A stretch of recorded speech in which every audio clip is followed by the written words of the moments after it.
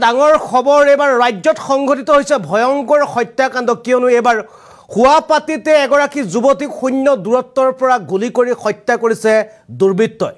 আমি এই মুহূৰ্তত জনাব বিচাৰিছো এই মুহূৰ্তৰ এটা ডাঙৰ খবৰ। নিশা হুৱাপাতিতে 23 বছৰীয়া যুৱতীক গুলিয়াই হত্যা কৰিছে দুৰ্বৃত্তই। দুৰ্বৃত্তই হত্যা কৰিছে যুৱতীক।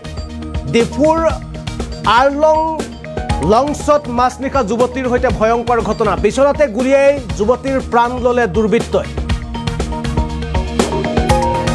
ডিফুত দুই ভগ্নীসহ বাস কৰিছিল 23 বছৰীয়া কুকুৰী টিছপিক নামৰ যুৱতীগৰাকী। কোনে কিয় যুৱতীগৰাকীক গুলিয়ালে এই সময়লৈকে সকলো বিষয় ৰহস্যৰ আৱৰ্তন। নিশা কেঁচা ঘৰৰ বেৰ ভাঙি প্ৰৱেশ কৰিছিল দুৰ্বৃত্তই।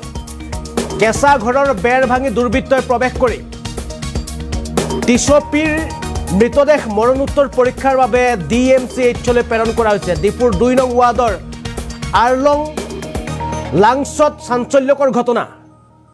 নিশা হুৱাপাতিতে 23 বছৰীয়া যুৱতীক গুলিয়াই হত্যা কৰিছে দুৰ্বৃত্তই। এই মুহূৰ্তত এটা ডাঙৰ খবৰ।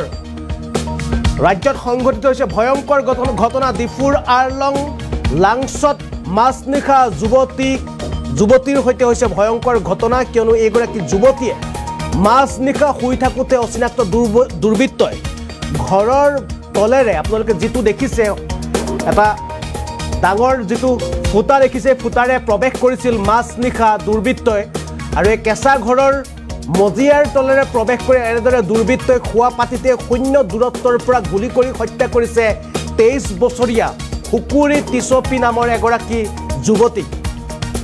আৰু এই ঘটনাৰ পিছতে এতিয়া সকলোফালে চাঞ্চল্যৰ সৃষ্টি কৰিছে। আৰু এনেদৰে দুৰ্বৃত্তই প্ৰৱেশ কৰিছিল এনেদৰে কেঁচা ঘৰৰ মজিয়াৰে গাঁত খান্দি প্ৰৱেশ কৰি দুৰ্বৃত্তই মাজনিশা হুৱাপাতিতে শূন্য দূৰত্বৰ পৰা গুলি কৰি হত্যা কৰিছে 23 বছৰীয়া এগৰাকী যুৱতীক। ইতিমধ্যে মৰণোত্তৰ পৰীক্ষাৰ বাবে DMCHলৈ প্ৰেৰণ কৰা হৈছে যুৱতীৰ মৃতদেহ। ডিফুৰ 2 নং ৱাৰ্ডৰ আৰলং লাংছত এই চাঞ্চল্যকৰ ঘটনা সংঘটিত হৈছে।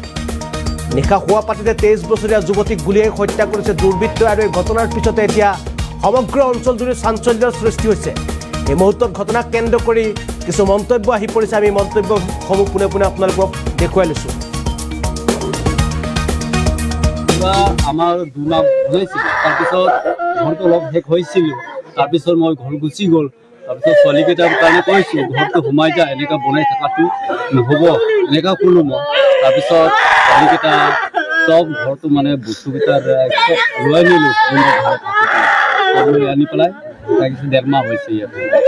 তাৰপিছত এনেকুৱা এক্সিডেণ্ট বোলে হ'ব বুলি আমি নাজানো, সেইটো মানে মইতো খবৰ বাতৰি নাই। পিছত উঠাই থৈ পেলাই শেষ হ'লে মই আহিম, মানুহবোৰ অলপ আছিলে, এইটো কাৰণে আমি কৈছোঁ উঠাই পেলাই কৈ আছোঁ মই আহিম, ঘৰৰ বেৰা চেৰাও দিম, লগাম। তাৰপিছত ছোৱালীজনক এটা সোমাবলৈ দিছিলোঁ, ইয়াত থকা 1.5 মাহ হৈছে। তাৰপিছত 1টা বজাতো 1:15তে মোকতো খবৰ পাইছিলোঁ, ইয়াতো 1টা বজাত পিছখিনি খান্দি পেলাই একজনে সোমাইছে, দুজনী আছিলে ছোৱালীকেইটা, এইকেইটা ছোৱালী। আমি একো খবৰ নাজানো, আমিতো বোলে আগলৈ আহিছিলে বোলে 2জন। তাৰপিছত ইফালে ৰাস্তা আছিল নেকি সুধিছিলে বোলে, নাই ৰাস্তা ইফালেতো নাই, ইফালে ৰাস্তা। আৰু যোৱাকালি দিনৰো আহিছিলে বোলে পানী খাবলৈ আহিছিলে। আমি কালি প্ৰায় 1:45 মানত খবৰ পালোঁ টাইমত ৰাতি যে এটা বুলেট ইঞ্জুৰি হৈছে। তো একৰ্ডিংলি আমি আমাৰ SP ছাৰ আমি আহি পেলাই উপস্থিত হ'লোঁ। উপস্থিত হৈ আমি ইয়াতে পালোঁ যে এগৰাকী ছোৱালী কুকুৰী টিছপি প্ৰায় 23 বছৰমান বয়স, তেওঁ আমি ইয়াতে মৃত অৱস্থাত ইয়াত আহি পালোঁ।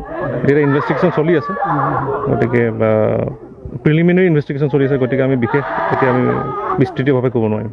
ছাৰ ঘৰটোত অকল ছোৱালীজনী থাকে নেকি ছাৰ? তেওঁলোক 3জনী বাইক ভৈনীক ইয়াতে একেলগে থাকে। ইয়াতে তেওঁলোকে পঢ়ি আছিলে, এইটো কাৰণে এইটো পাৰপাজতে ইয়াতে 3জনী একেলগে চলি আছে। দকমকাৰ ফালৰ তেওঁলোকৰ অৰিজিনেল, কিন্তু ইয়াতে থাকে, আচলতে পঢ়াৰ কাৰণে ইয়াতে থাকে।